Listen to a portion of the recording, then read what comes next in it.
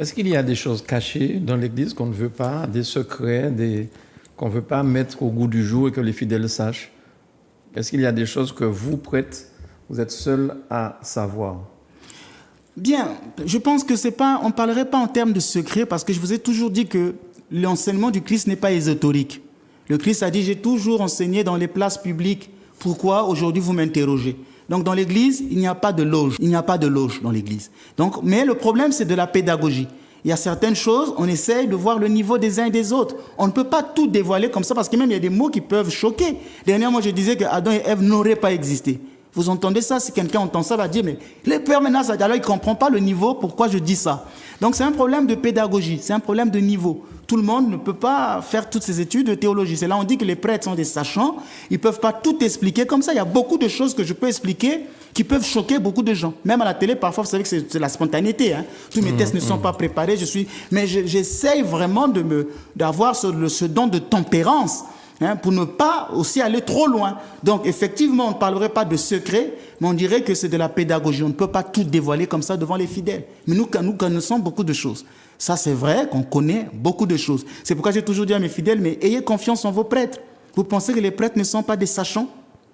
Les années d'études que nous faisons, nous connaissons beaucoup de choses. Bon, mais aujourd'hui, comme tout le monde devient pasteur, même nos fidèles sont devenus pasteurs, ils corrigent le prêtre, tout. Je ne dis pas que le prêtre a toute la connaissance, mais quand même, il faut respecter les années d'études que nous faisons. Vos fidèles vous corrigent? Oui, il y a des fidèles parfois, quand vous leur parlez, ils sont un peu rebelles. Ouais, oui, pourquoi? Bon, on fait ceci, on dit cela. Je dis, bon, c'est pas grave. D'accord. Alors, mon père, vous avez peut-être aussi nous donner des nouvelles de l'appel aux dons. Oui. Parce que vous avez dit la dernière fois, je crois, que même ceux qui ne peuvent pas donner 1 000 €, ils peuvent donner 50, 25, 10 €. C'est le geste qui compte. Oui. Comme cette femme qui avait donné les seuls 20 centimes qu'elle avait, et ça avait peut-être plus d'importance que le riche qui avait donné je ne sais pas combien. Oui, il y a beaucoup de téléspectateurs qui nous ont écrit.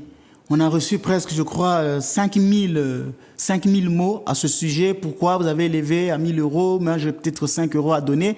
Alors, j'étais obligé de faire une kénose, de m'abaisser pour dire qu'ils ont raison. Donc, c'est les fidèles qui gagnent dans ce combat.